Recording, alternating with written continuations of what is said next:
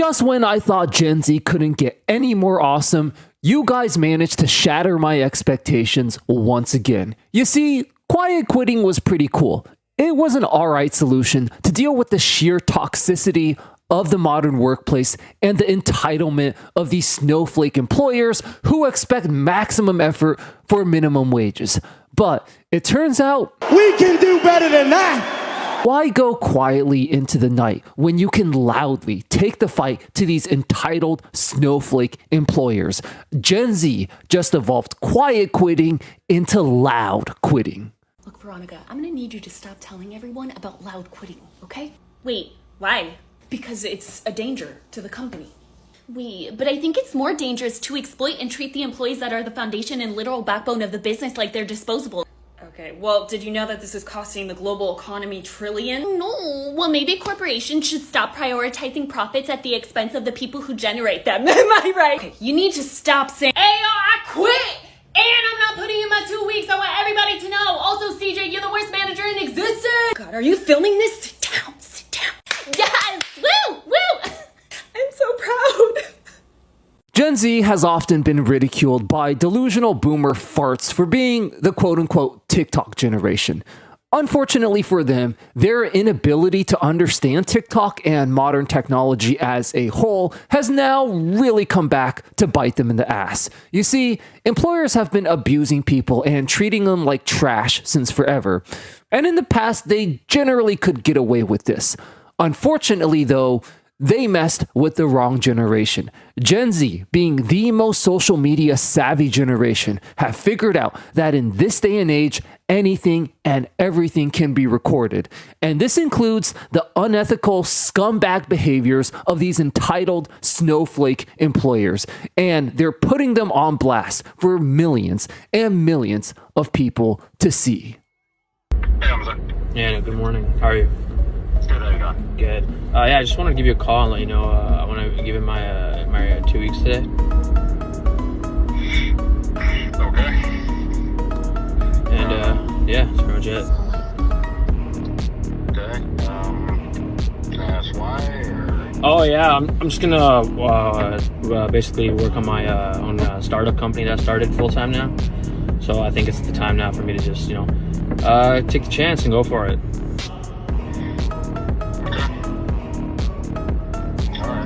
Now, this TikTok you just saw answers a great question that I'm sure a lot of you have at this point. Isn't loud quitting risky? What if future employers see it and don't want to hire you? The thing is, it's only risky if they were ever going to even hire you in the first place. I mean, we all know with how crap the job market is and the fact that employers are specifically going out of their way to refuse to hire Gen Z workers. I mean, what even is the risk here? What, that you won't be able to get a job that you were never even going to get in the first place? I mean, it's like saying, hey, maybe you shouldn't make a video that bashes the lottery, because what if the company that organizes the lottery sees it and doesn't want to let you participate? It's like, dude, I was never going to win the goddamn lottery in the first place. Now, this also provides great insight into something a lot of you have been asking for, which is solutions. We all know modern 9-to-5 jobs are BS, but what should you do instead? In my opinion, you should just chase your dreams, whatever that may be. Start your own business, become a YouTube or TikTok influencer, freelance and move abroad where the living expenses are much cheaper.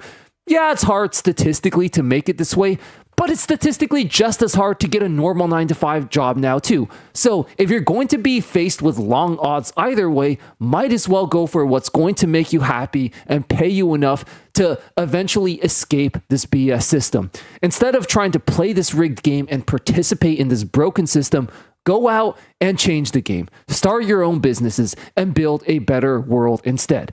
It's not going to be easy, but if I have faith in anyone to do it, it's Gen Z.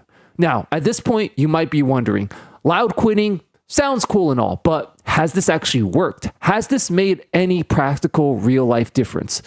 The answer is actually yes. A little over a year ago, a young Gen Z woman by the name of Brittany Peach filmed the moment she got fired and put it on TikTok for the whole world to see.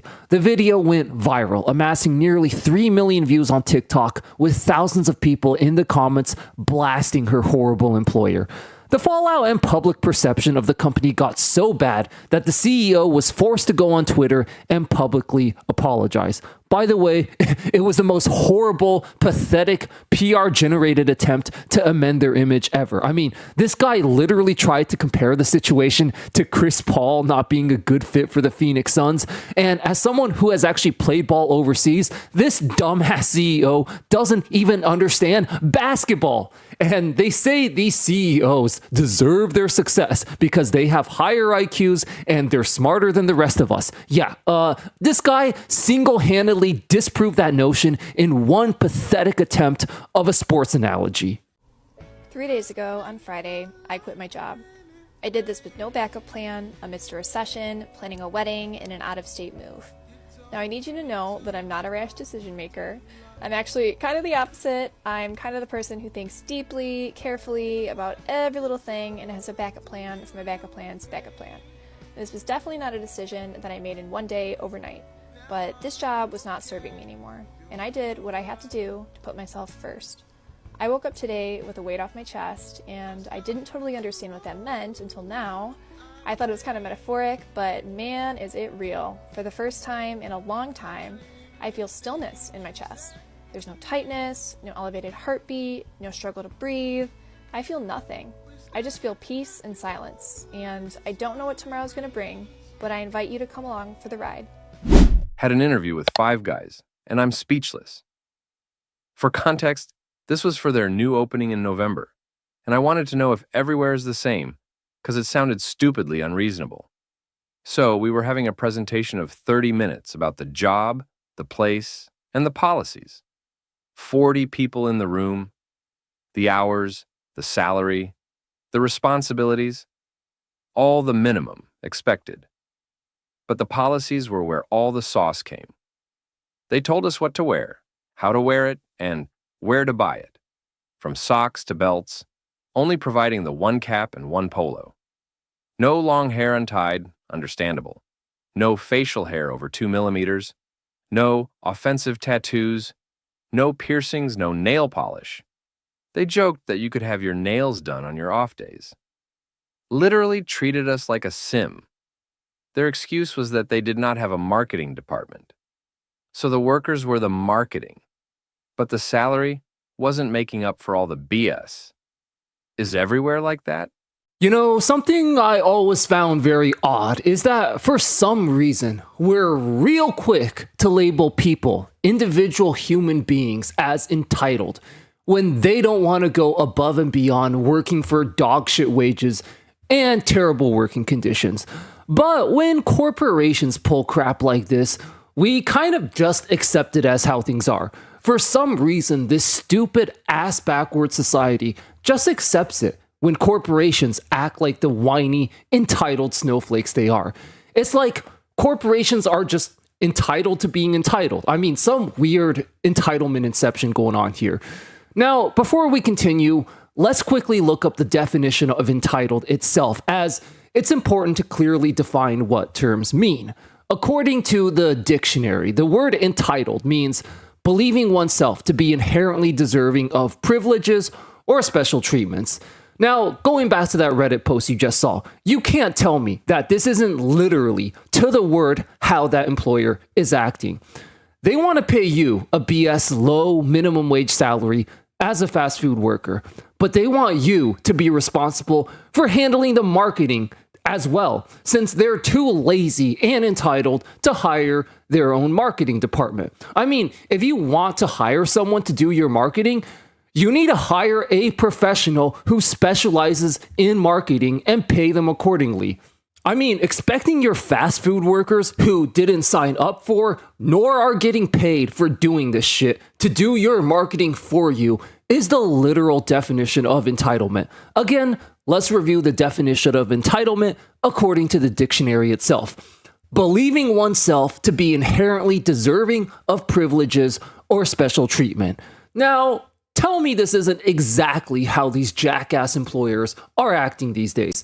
I mean, believing that you're entitled to an entire free PR and marketing department that you never paid for when you're only paying BS dogshit wages for fast food workers is literally, by definition, believing yourself to be entitled to special privileges and treatment.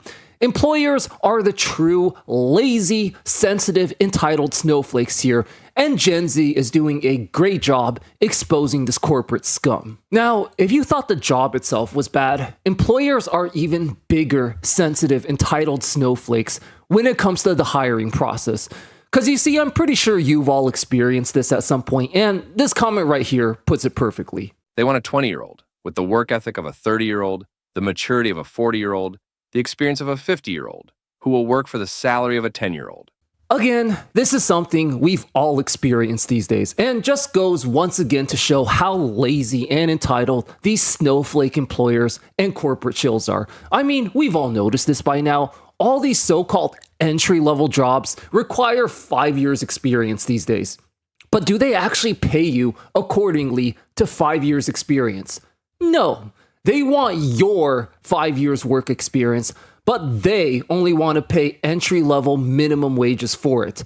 This, once again, is the literal definition of entitlement. You know, it's so weird. For some reason, we as a society, we're totally fine with this entitled behavior if and only if you're a corporation. If and only if it comes to labor. Because a normal human being like you and me, we could never get away with this. For example, if you were to buy a car, right, and you demanded a new car, an entry-level car, if you will, for the price of a used 5-year car, you would be considered an entitled brat, and rightfully so. If you paid for a used car and then got pissed off at the previous owner because it didn't run like a complete, perfect, brand new car, you'd be considered an entitled brat, and rightfully so.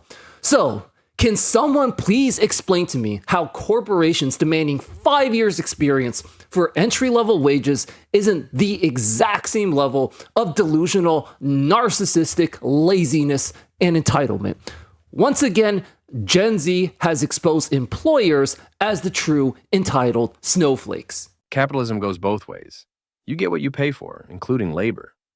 I mean, this quote right here just sums it up perfectly. All this talk about how Gen Z doesn't want to work and how Gen Z is quiet quitting, how they have no motivation at the job, so on and so forth.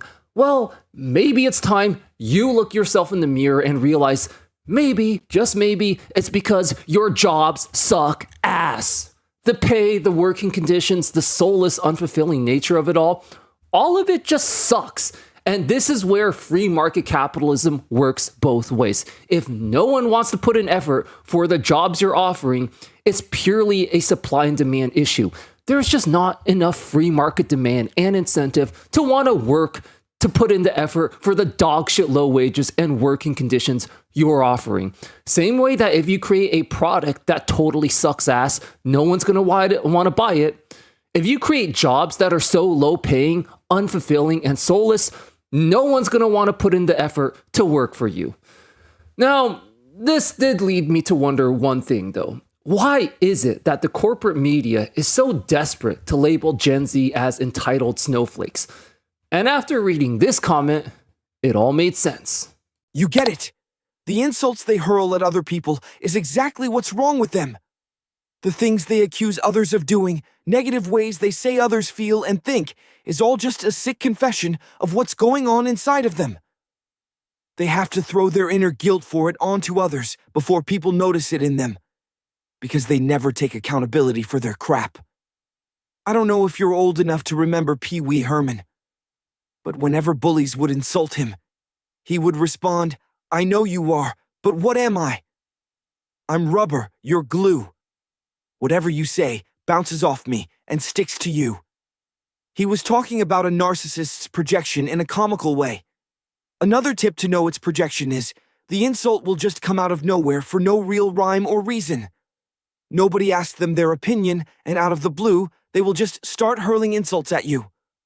I dealt with them and their narcissistic abuse for 30 years. I know them very well.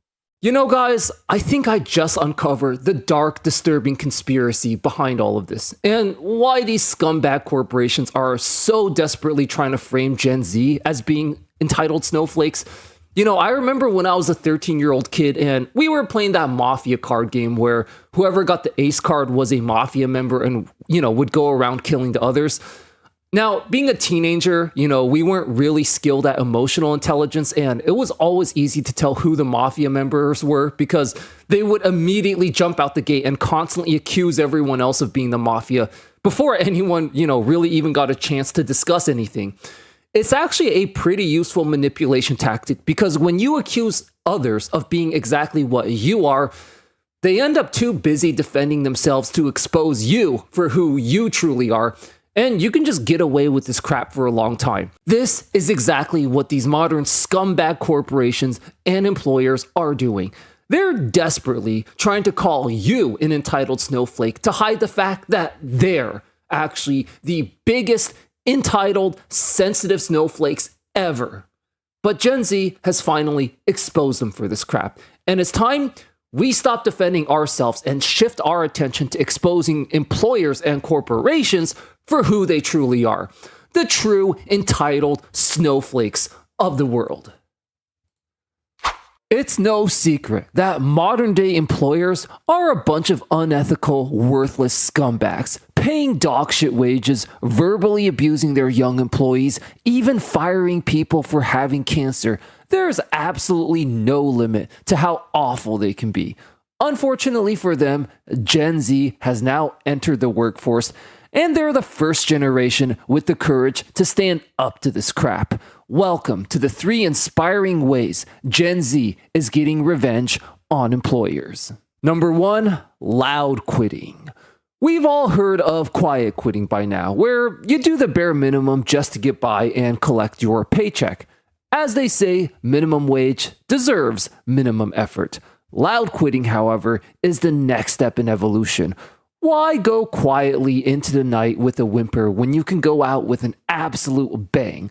Loud quitting involves openly and publicly quitting your job in the most vengeful, vindictive way imaginable. Not only do you give your boss a giant middle finger, you hop on social media and loudly vent all your frustrations so that the whole world sees just how horrible employers are. Loud quitting has absolutely exploded on social media, with the hashtag #QuitTalk amassing millions of views and supportive comments. And of course, Gen Z, being the most social media savvy generation, has definitely contributed to its success. About a year ago, a young Gen Z woman by the name of Brittany Peach recorded the moment she was fired on TikTok. She had only received positive feedback from her managers up to that point, and it was clear she was only being fired as an excuse so that her scumbag employer Cloudflare would not have to pay a severance package. The moment went viral on TikTok, amassing nearly 3 million views and thousands of people supporting her and calling out the toxic CEO. He was then forced to make a pathetic, PR-generated attempt of an apology on Twitter, where he got roasted even further by thousands of people in the comments. As a millennial, I gotta say, companies have been engaging in this scumbag behavior since forever, and it's so satisfying to see Gen Z use their authenticity and their social media savviness to expose these toxic employers and put them on display for millions of people to see. Number 2, fake AI resumes. You've all seen the headlines by now about how companies are looking to use AI to replace workers. Not only that, but AI is already making it harder to find a job as they're using AI algorithms to filter out resumes. With that all being said, Gen Z has found a way to give them a taste of their own medicine. Gen Z is starting to use AI to craft their own resumes. Since employers aren't putting in the effort to actually read and review resumes, why the hell should you put in all the time and effort it takes to write a resume? Now, some Gen Zers have taken this to the absolute next level by using AI to craft dozens of spam AI-generated resumes en masse and just hardcore spamming employers with them. This can be used simply for the purposes of getting revenge, but it can also be used to help you get a job. Since employers are using AI to filter out resumes, the only way to figure out their AI filters is by creating massive amounts of AI resumes yourself and seeing which ones go through. On a quick side note, this is completely safe from a legal standpoint as you're making fictional resumes of fictional people and not impersonating a real person. Another way Gen Z is using AI to give employers a taste of their own medicine is by creating AI CEOs. In their never-ending quest to replace workers with AI, CEOs have ironically forgotten that their own jobs are in fact the easiest jobs to replace with AI. In fact, there is already a Polish rum company employing an AI CEO named Mika. This could open up a very, very interesting future where all the massive amounts of wealth being hoarded and wasted by human CEOs get distributed to the workers who are doing the actual work. Make no mistake about it, the future power struggle between AI, employers, and Gen Z, it's going to be an AI arms race. Gen Z just woke up and decided to fight fire with fire. Number 3, neatbuxing. So, this is perhaps my very favorite. The third, and perhaps the easiest and most convenient way Gen Z is getting revenge on employers is simply by refusing to work for these modern day dogshit wages and working conditions, and just staying home collecting welfare, or neatbuxing as they like to call it. Society really likes to look down on NEETs, but this is just hypocritical on so many levels. The government pays billions of dollars in taxpayer-funded government subsidies to rich CEOs all the time, and no one bats an eye about it. This just exposes how these corporate chills don't have a problem with people collecting welfare. They only have a problem with poor people collecting welfare. Neatbuxing is a totally rational and logical decision, and if you're in a position where you can collect neatbucks, there really isn't any good logical reason not to. You'll save far more money neatbuxing than you will by wage slaving. That's just a fact. Jobs now pay such dogshit wages that neatbuxing is just way more profitable, especially when you consider that you don't have to pay money to get a car or to drive to work or to buy some bullshit work uniform when you neatbucks. The only arguments against neatbuxing are purely emotional arguments. Oh, you should work hard and you shouldn't be lazy. Okay, can you provide me with any actual numbers or statistics to prove why working hard for a soulless employer will pay off? Well, you can't. All the actual numbers and logic will only prove that wage slaving away will only set you back further in debt. Society and employers are not entitled to your labor or to your contributions. If they want you to stop neatbuxing, let them compete in a free market capitalist way to offer you a good enough paying job where you actually have free market incentive to stop neatbuxing. But of course, these so-called free market capitalists are really just a bunch of anti-competitive cowards hiding behind a mask. Rather than actually competing and trying to offer better wages and working conditions, they hardcore shame and persecute you for refusing to work for their dogshit wages, which, by the way, was a tactic done in actual communist countries. Gen Z has had enough. They're taking the gloves off, and they're getting revenge on these scumbag employers in the most satisfying manner imaginable. These holy crap guys out of an entire galaxy of massive narcissistic projections from delusional boomer employers calling you lazy for not wanting to work, I think I might have just uncovered the biggest one yet. Have you ever been called a social parasite for not wanting to work? You've probably been called this label at least 100 times by your asshole boomer parents. Well, keep this label in mind, dear viewer, as it's about to be exposed as the narcissistic projection of the century. You see, calling us lazy, soft, and entitled doesn't work anymore, so they have to find newer and scarier words to shame us into accepting these dogshit wages from asshole employers. The newest one I've personally been accused of the most is communist. I got accused of being a communist more times than I could count on this channel. So this did lead me to do historical research on how actual communist countries/economies really function, and I discovered something very, very interesting. Now, to be honest, I didn't really know much about communism other than the typical Red Scare tactics the Western media is always pushing, since they nonstop accuse you of being a communist just because you don't want to work. You would think actual communist countries would then be full of lazy people who don't want to work.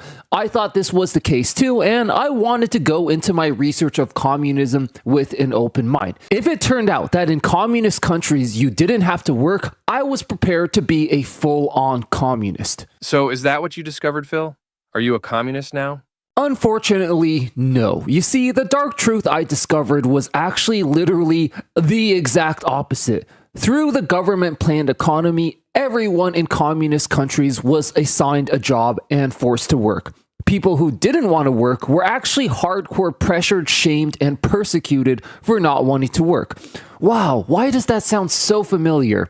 In fact, not working was actually a criminal offense. And do you want to know what the legal name for that criminal offense was?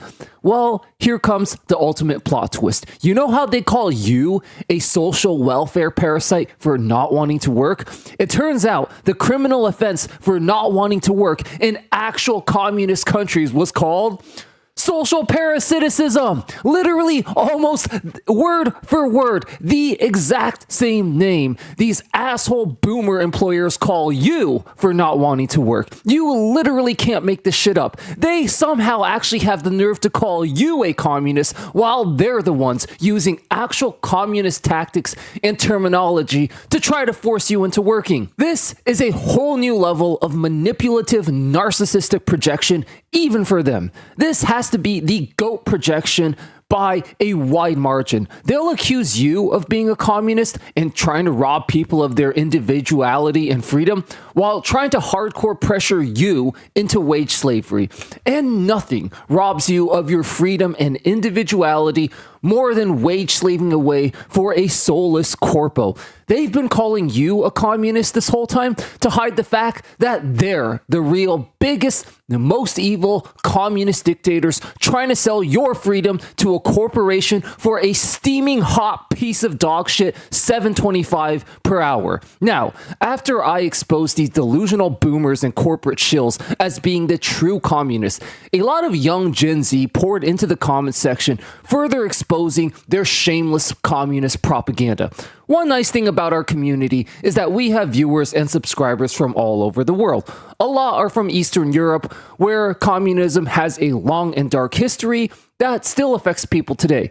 One by one, they started to pour in the comments, essentially confirming everything we just exposed. So, for example, a young guy from Bulgaria chimed in saying, "I can confirm this is absolutely true. I lived in Bulgaria, which was a communist country from 1946 to 1990. I wasn't alive back then, but my parents have told me the exact same thing, that you were forced to get a job whether you wanted to or not. So yeah, all these corpos trying to turn you into a wage slave and the people defending them are just defending communism. LMAO. I completely agree, since the only difference between a capitalist country and a communist country is that in a capitalist country, you're a slave to a corporation, whereas in a communist country, you're a slave to the government rather than to a corporation. But other than that, capitalist countries and communist countries are exactly the same as far as how badly they treat their workers. This last comment was something I totally agree with and why I couldn't ultimately get behind communism in the end. Though it was a great learning experience. When you think about it, corporations are very communist entities. You're forced to work for a fixed dogshit wage with all the huge profits going to the boss at the top. Profits are essentially taxes that you pay to a corporation. I mean, it's just basic math that in order for them to make more, they have to pay you less. In order for them to profit at all, they have to steal from your wages and productivity, the same way the government does in real communist countries. The names, the steps, the process, that's all that's really different. But I will say that while both communism and capitalism are extremely flawed systems, defenders of communism are at least far more honest people. At least they won't accuse you of being a capitalist while they themselves shamelessly spread capitalist propaganda.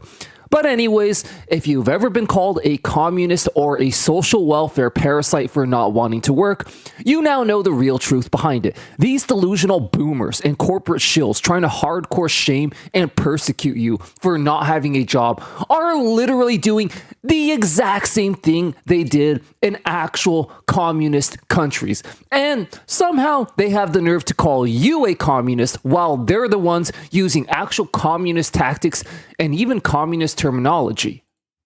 I mean, they call you a social parasite for not wanting to work, and in communist countries, the actual legal name for the crime of not wanting to work was literally social parasitism. It's almost word for word exactly the same. So why are they so hell-bent on accusing you of being a communist just out of the blue for seemingly no reason at all? Well, this was a great comment from the same post that shed a lot of light on it.